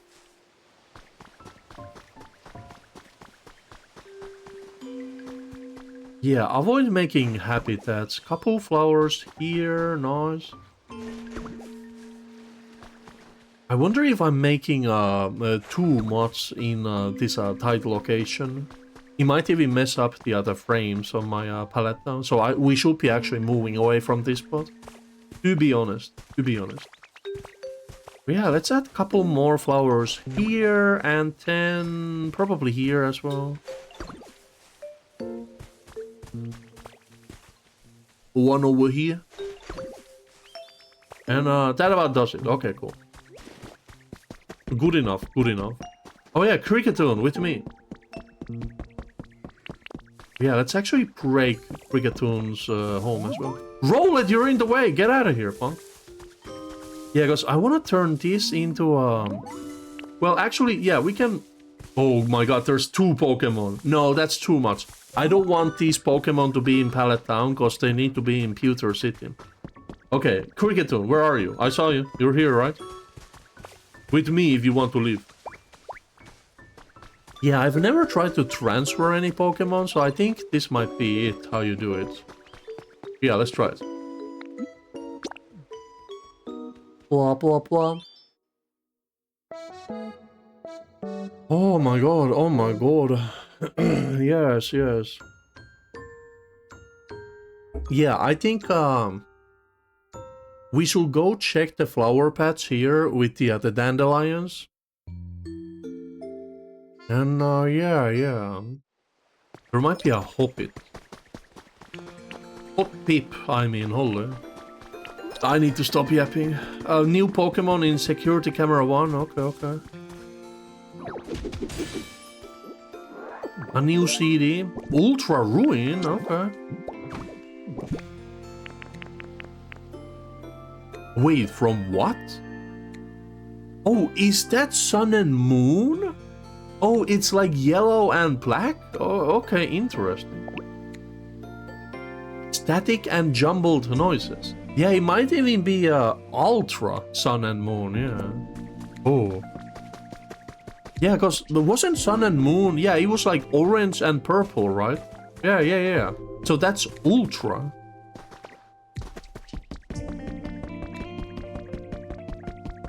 Oh yeah, Cricketune, you're with me. Okay, Cricketune, with me, run with me.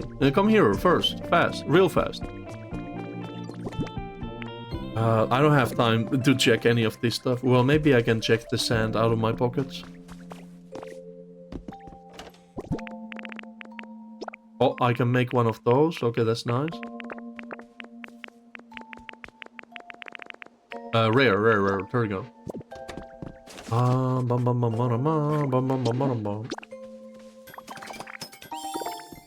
star piece.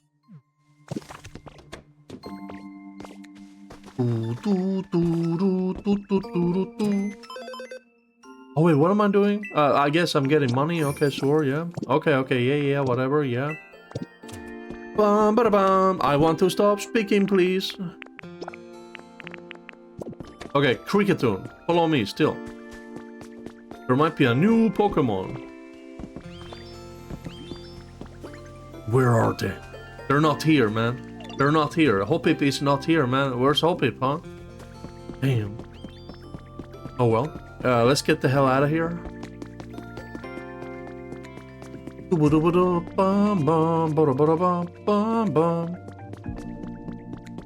Oh, but there was a new Pokemon. Where? Which one?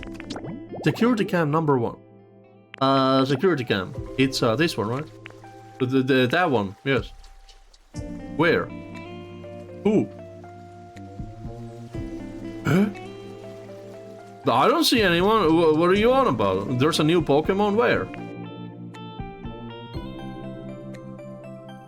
Huh? Why are you so zoomed in, man? What the? Wait, new Pokemon? I didn't see anything. What the fuck? Game is lying to me, man. Get out of here. I don't have the time for that. Get out of here. Bum bum bada bada bada bum.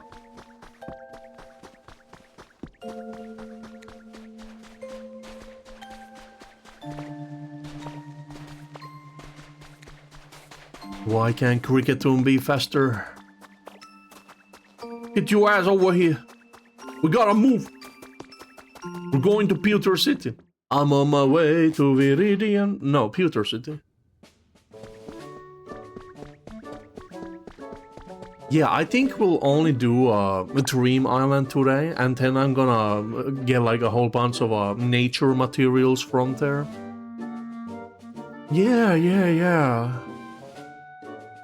But first, I need to create a habitat for a Cricketune, yeah.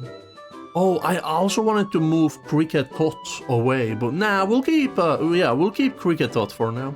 I might still move them to Pallet Town instead. Have more baby Pokemon out there, yeah. But you are gonna live about Machop. Can that wait? Yes, it can. More CDs, oh boy. Contest, whoa, contest! Oh my god, so good, man.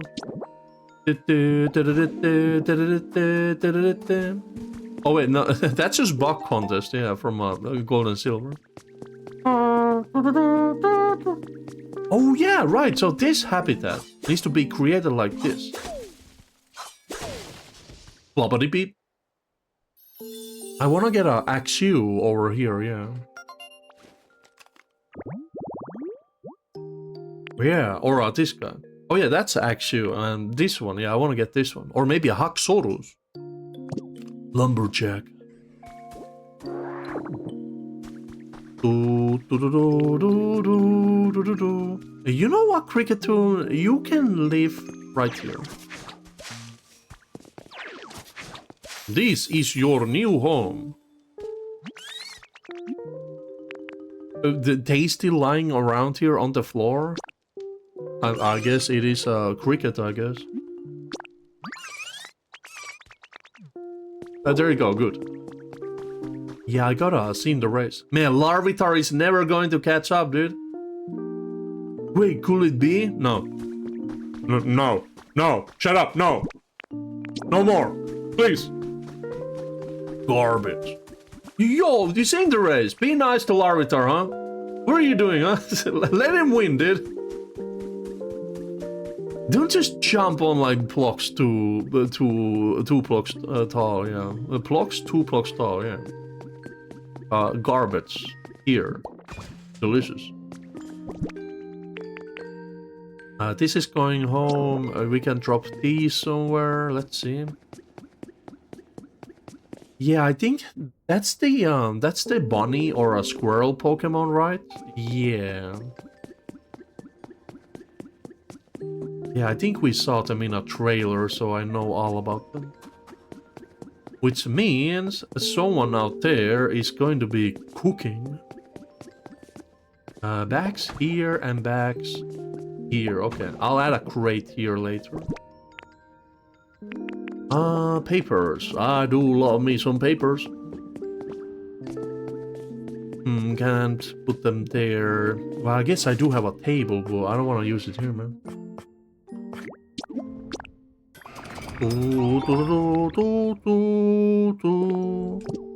Oh, I remembered. So, you know that 3D printing machine inside Pokemon Center? We can use that. Like this. Speedy poster. Bam. What else? What else do we want? Is there anything else? The lantern, well... Yeah, probably nothing else from here, yeah.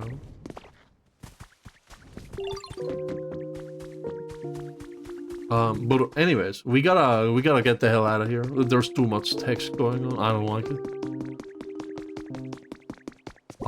Yeah, anything else? Oh yeah, the papers. That's why I made the table, dude. Fuck.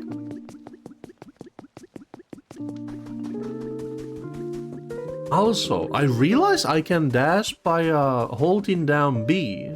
Because if you press B, you take the item away. But if you hold it, you can still dash. Okay, that's real nice, actually. Oh yeah, here's some papers.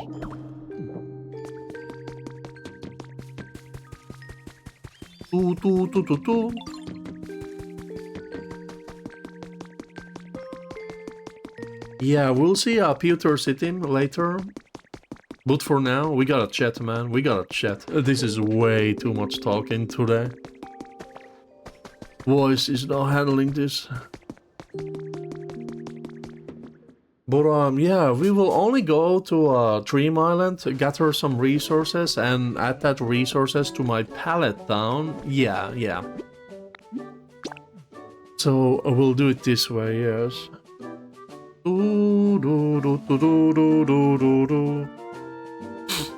Holy.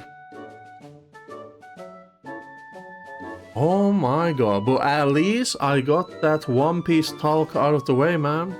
Yeah, I guess I'll do 3 episodes for the next one as well, so we can just get them out of here.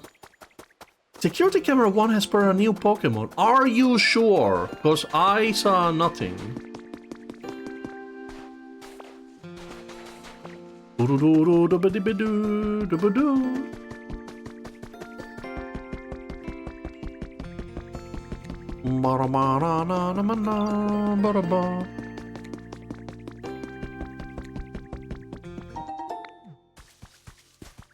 That was honey, right? Yeah.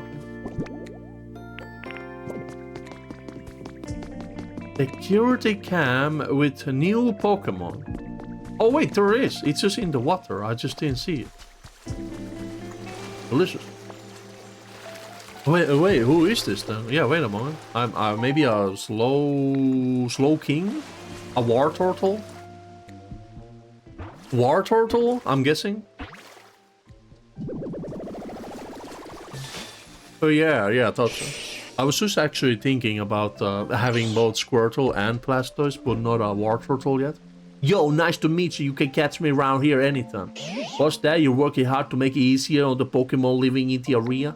Yo, that's amazing, like totally awesome. Let me know if there's anything I can help with. Oh man, we're gonna be best buds for like 10,000 years. That's a lot of years. Turtle Pokemon, it often hides in water to stalk unwary prey, while swimming quickly moves its ears to maintain balance. Oh, nice. Yeah, we got all the hydrated tall grass, at least of this type, yeah. Well, there you go, man. Hard stuff. Wow. Oh god, no more. I yield. No more speaking. Holy, excuse-moi.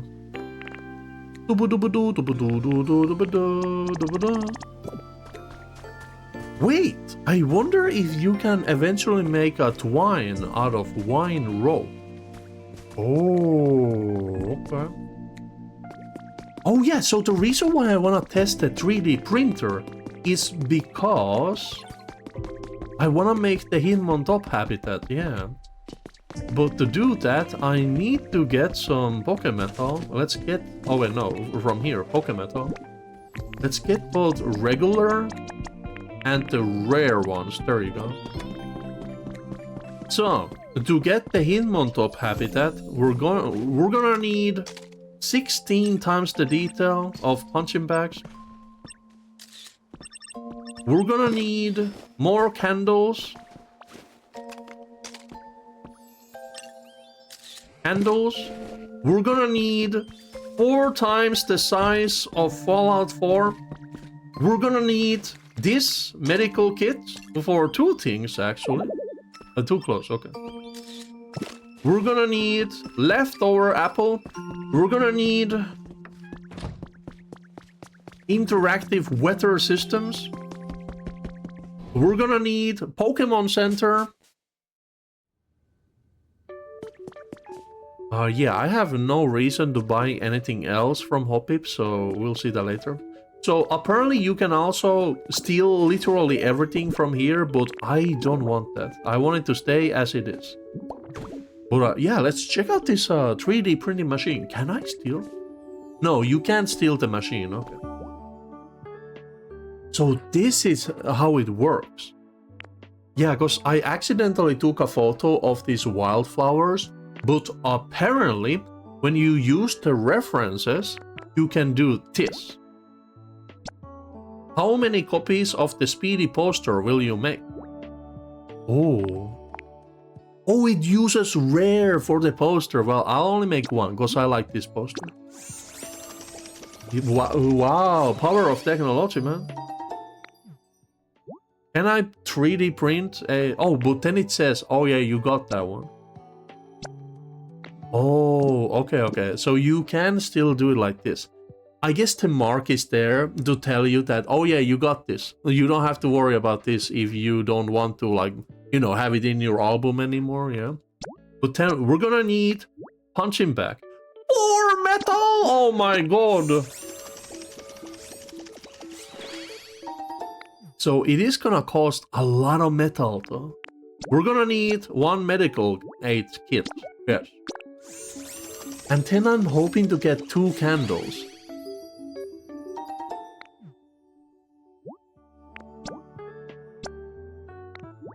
Oh, okay. So we're gonna need 2 more metal. Yeah. I should also try to open the other gates to see if we can actually go to other areas as well. No, the box. Oh wait, I have like tons of these. Okay, well that's good to know. Oh, I saw a rare drop over there.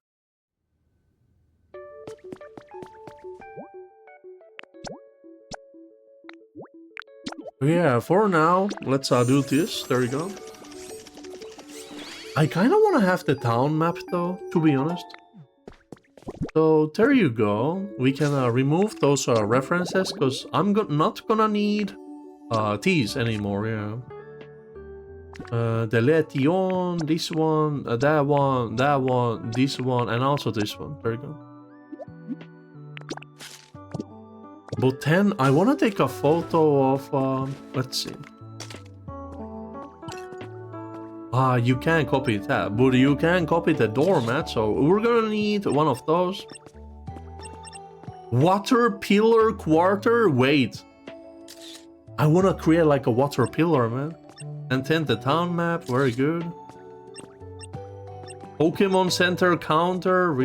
Oh, a cash. Yo, this is how you get trading, huh? Okay. A box sofa, nice. Magazine rack, nice. Yeah, we're gonna copy these later. Don't copy that floppy.